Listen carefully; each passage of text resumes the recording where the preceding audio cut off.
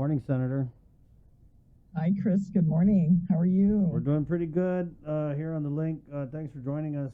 So I brought you on because we had Linda Bonas on Friday, and I know that there had been I want to say it was DPW's budget hearing, where you had kind of asked about this. Can we just start at the beginning, though? So you actually got a tip about DPW management receiving overtime while working the quarantine facilities? Actually, there were more than one. Earlier this year, my office did receive that.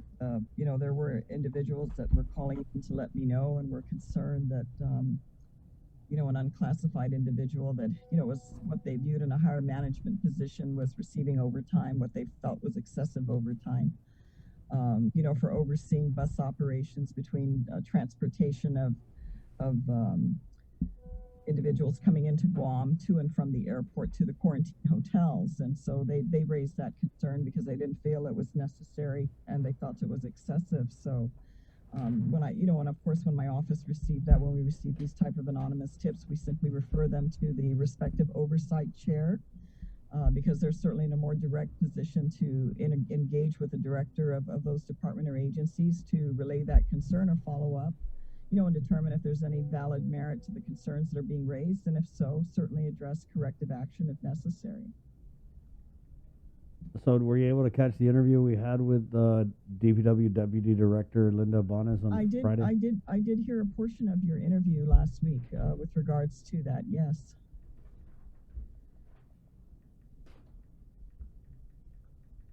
Did you have any reaction to it? Well, I think that's something certainly DPW management needs to address because the concern is there. If your personnel are raising the concern, it's something that certainly the director should have looked into to address.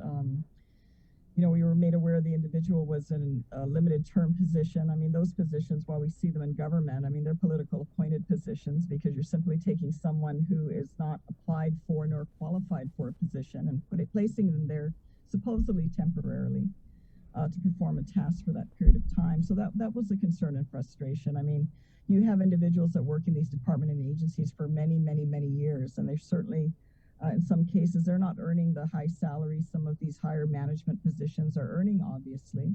I mean, and in a department or agency, aside from the director, a deputy, if it's allowed, and maybe the director secretary position, normally all the other positions in GovCom agencies should be classified unless there's a specific reason as to why they're not. Of course, mayors are able to hire their staff just like the legislature, just like the governor's office is able to. But when that happens, obviously, in some cases, that's going to, it's going to ruffle some feathers. It's going to cause some sense of concern among employees, especially if they feel those positions sometimes are being abused. I mean, it's hard to take for direction from someone that maybe you don't feel is experienced in that area or has the capability or leadership to provide you that direction. And that's not an uncommon thing you hear about. With individuals in politically appointed positions, certainly capacities that I've held for a number of years in my own government career. But yeah, I mean, that's something the director I wish could have addressed. I wanted to know if you had any reaction to this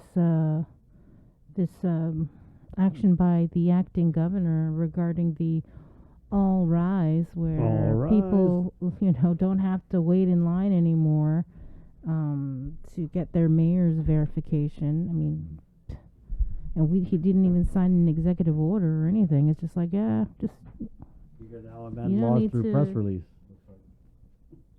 Well, it's really, really unfortunate with this whole situation with this RISE Act. I mean, I was not in the previous legislature when this was passed, but nevertheless, it was passed. It became law. It's been sitting. We're now, 7th month of the year, going into the 8th month.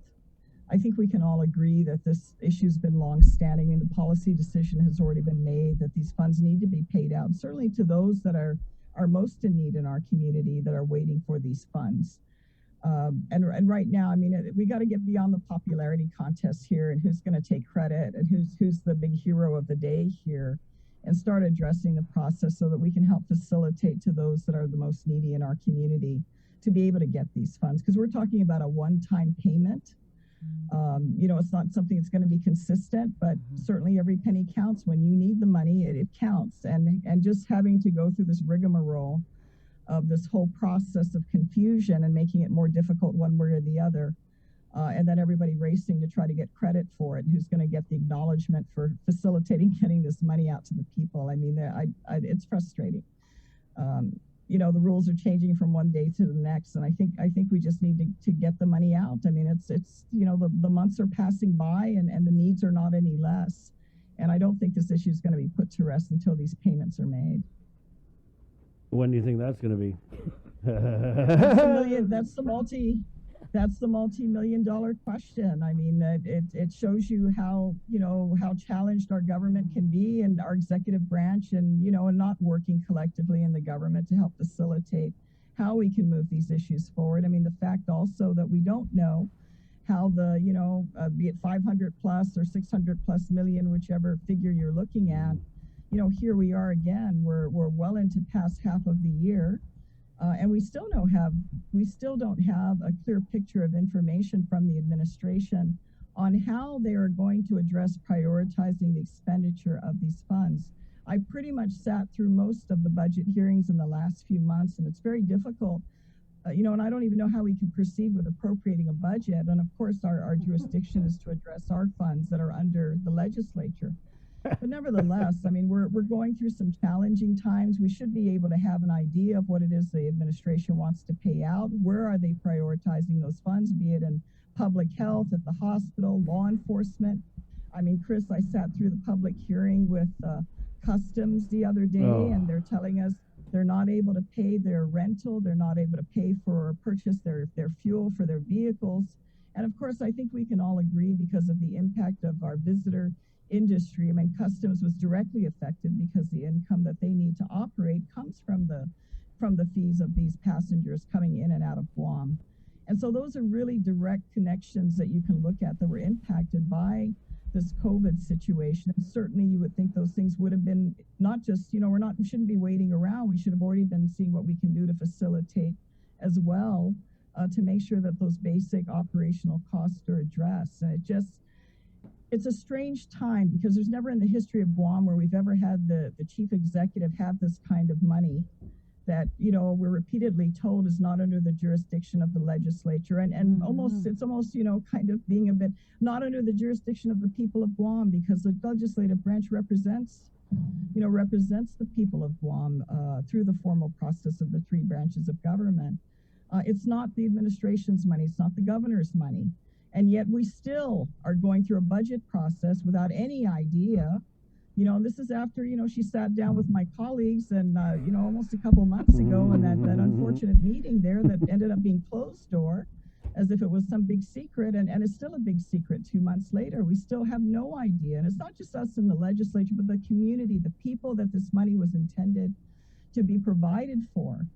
We don't know what those priorities are, other than, I'm going to put $300 million aside for a new hospital. That doesn't help us manage our cash very effectively, especially at a time when we are going into what I see as a very uncertain future. Mm-hmm. And I'm not saying it just because, we want to say, the gloom and doom, but right now, looking at the realities of where our economy is, if we strip out all the federal funds we've received since this pandemic started, we are in dire straits economically. If we are simply to depend on our current ability to generate revenue minus the federal money, we're in a very difficult situation. And that's what we're heading into. And I'd like to have a sense of comfort. I'm sure more importantly, our people want to have a sense of comfort to know what is going to be taken care of in the interim.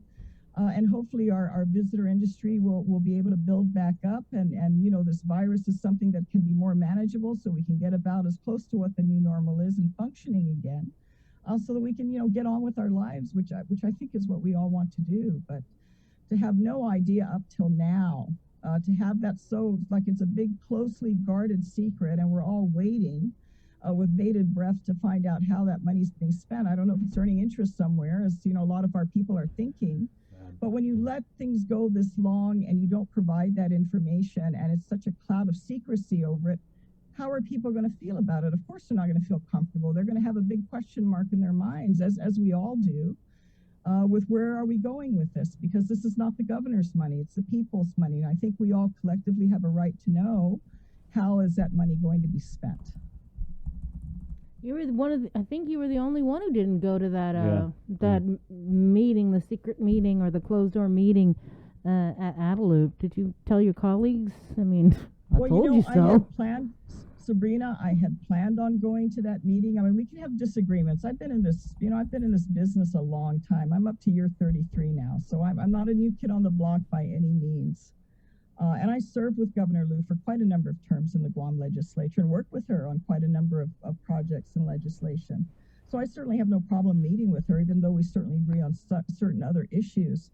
And I had intended to go to the meeting. I mean, I'm just a few minutes away here in Agania to have, been able to head over there. But when I was checking to find out, because I had heard actually through media sources, I was listening on the radio. I was hearing it announced that the meeting was going to be a closed door meeting. I thought, wow, that's not a good idea.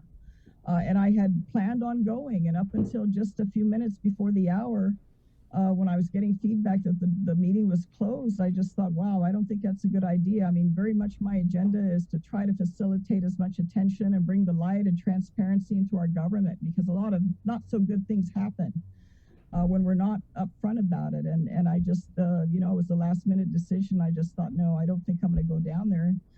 So we can talk how we're going to spend $600+ million all in secret. I just don't think that would be the best thing to do. And so that's the reason I didn't go. But I had intended, I had confirmed to attend.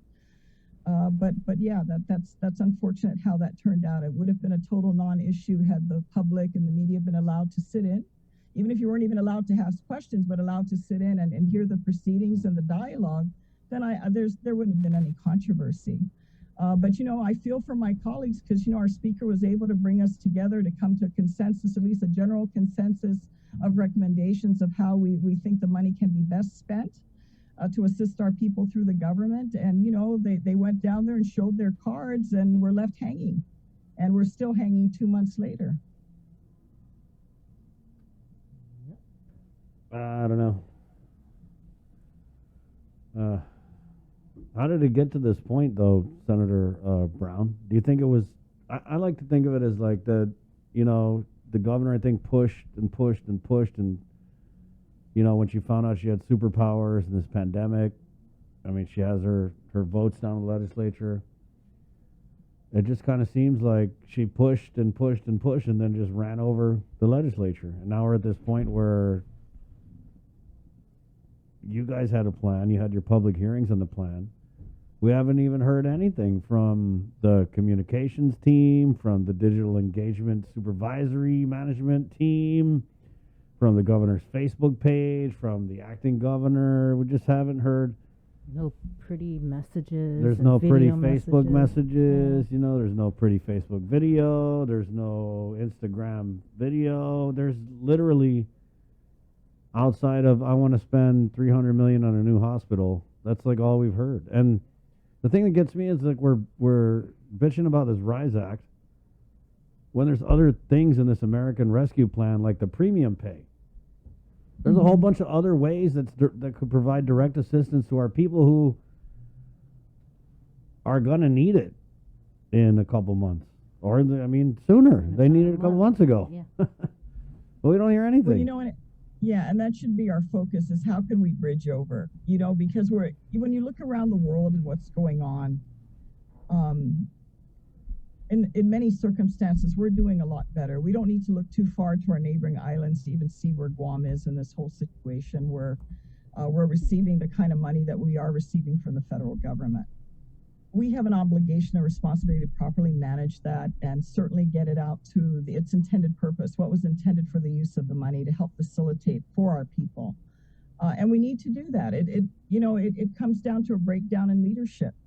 The fact that we're not able to sit down collectively, if we can't do it during a time of crisis like where we are right now, and certainly, some can argue, well, we're at the tail end of it. I certainly hope so. I hope we're at the tail end of this pandemic, and that we are going to be able to get the immunity that we need in our community so that we can get back to some sense of normalcy in our lives. But if we can't do this during these times of challenge and crisis, when does it matter? It's not the ceremonial things. We're all smiling and holding hands and That's nice, but that's not where it matters the most. Really, where the rubber meets the road is during these times of challenges. So that while we may disagree on things, but that's where you get it out. You put it on the table and you see how you can work towards consensus. That should be the focus. I don't know what it is. I've always wondered, is it, a different altitude up there at Adaloop, that sense of importance sometimes that seems to come and sometimes abused with that position with certain individuals that get there. They kind of lose track of putting their feet in the ground and dealing with the day-to-day realities because they think that their way is better, or, they're the greatest leader to come along. I don't know what it is, but it doesn't help our community while we're arguing back and forth about these questions. And for us, we're in the dark. We're literally in the dark with the rest of the people of Guam, and knowing how are these funds going to be used and how soon can they be facilitated. I mean, of course, we want to make sure there's no misuse and abuse of this money. But at the same time, we need to see how do we facilitate and get it to where it needs to go so that we can hopefully recover from this circumstance and this situation and move forward. I think we all want to. We hope, we can sit down and reminisce a few years from now and go, gosh, remember when we went through that pandemic? And not suffer more consequences. Bad enough we've had our people who've had health issues, some that while they've even gotten through it, still are trying to recover because some of them have more long-lasting impacts on their health as a result of it, and even those that we lost as a result of this pandemic. We can't lose sight of the realities of that because all of a sudden we've got all this money here, but we're still waiting to figure out where is it going to go because we still haven't heard from the governor. It's a very unusual circumstance where we have a chief executive that has this much money as a result of federal government providing it, and really so little engagement with the rest of us on how that money, which was intended for our community, intended for our people, is going to be spent. I mean, there's something very wrong with that. I don't know where you're going to get. I mean, she asked the legislature to show its cards. The legislature, we showed our cards, and we're still sitting here, at a disadvantage because we put forward what our priorities are, and we still have no clue how the administration is going to move forward as the days continue to go on, the weeks continue to go on, and the months continue to go on. And we got this constant banter. I mean, there's nothing to be gained by any of this. And I think the sooner we hear how this can be facilitated, how do we get the RISE Act money out? And certainly more importantly, how do we address the remainder of the federal funds that have been transferred to our government? How is that going to be prioritized? Other than keep telling us, you don't get to decide. You don't get to decide. I get to decide. Well, where's that going to get us? Because it's really not the governor's money. And you think when you have that much money in your hands, you want to make sure you can tell people how it's going to be spent so they're not speculating, that there's going to be any funny things going on, and your favorite vendors or whatever the case are going to be the ones to benefit. Versus, ensuring we go through the proper process and making sure the money's properly spent. And gets to where it needs to go. Well, Senator, I got to let you go because we got some other guests, but I just got to say that this is sounding an awful lot like a dictatorship. And I've heard it from, a bunch of people that, what else is it? Chris, I was told a long time ago, and it's something I tell people because I thought, wow, there's a lot of merit. There's a lot of merit to this. And I always keep it in the back of my mind. And I've been fortunate over the years to be in positions of leadership in this government by the grace of the people, and certainly the two governors, Governor Add and Governor Calvo, that have appointed me to leadership positions in departments. And it's one basic thing I always keep in mind is if you really want to know what someone is made of, give them power and see how they use it. And I always keep that in mind because that keeps me grounded. If you have that opportunity by the grace of God and by our people, to be in such an important position, be it the legislature that I've had the opportunity or running a department, is how do you use the power that you have? Do you use it to be responsible and ensure that the operations you have under your jurisdiction are being properly executed? Or do you become a sense of, oh, gee, it's all about me and I got my big nameplate and I'm so important and I drive my big car, official to work and, I get my 5-hour lunches. You really need to look at that and make sure that you stay grounded because to me, it's we're caretakers for a time. This is not ours. We don't own it. We don't own the position of authority that we're given. It's given to us for a time and we're caretakers for a time. And we need to be responsible in how we manage that for the time we have it, because we only have it for a time. Thank you, Senator. It's constant bantering back and forth about, who's got what, who has the power to do what, really doesn't help our people. Well, it's better than banging our head against the wall. A little bit better. Well, I hope we're not going to do that. We just wait. We're put in a waiting game, and we really shouldn't be. I mean, we should have been openly dialoguing so that we have consensus. I remember the days, and I've seen it with some of our older politicians. While they've had moments also of tremendous disagreement. I remember the likes of Senator Frank Santos and Joe Ada, who were from total political. One prominent Democrat, one very prominent Republican. But boy, they could still sit down and have a conversation and still break bread and still work together on collective issues. And we don't see that as much anymore. We don't see that that kind of engagement. And it's needed. You're not going to get anywhere being isolated, be it isolated out of the loop or us isolated down at the legislature, where we're not going to get anywhere. We're not going to be able to move forward the public agenda by doing that. And even if we disagree, it's healthy. It's healthy to disagree. But we need to be engaged. And I really don't see a lot of that engagement happening with regards to what is the most significant, largest single financial resources that have ever been put in the lap of any governor. And if anything, she should be going out of her way to disclose that and provide that information so that public doesn't question. I mean, you just saw the public auditor come out a week ago with how the whole issue of procurement, with how the hotels were procured at the beginning of the pandemic. That's the kind of stuff you want to avoid. I mean, people want to know you're doing it in good faith, and mistakes may be made, but you don't want to leave yourself open to abuse. Yeah, I just go back. I go back to that hearing when the Senator Sabina, the procurement oversight, wanted to have an oversight hearing. A governor, I think her response was like, "I don't understand why there's still questions. I already told you." Remember that? We were just looking. Senator, we got to run. Thank you. No problem. It's good to talk to you guys. All Hopefully right. We have a better week. You take care. Hopefully. Right. Bye-bye. You know what I was just reading on the internet? There's some of these Treasury guidelines, Bree. You see these? Yeah. Yeah. So there's one here. I just want to fast forward to ineligible uses. There's only 3 things here that changes that reduce net tax revenue must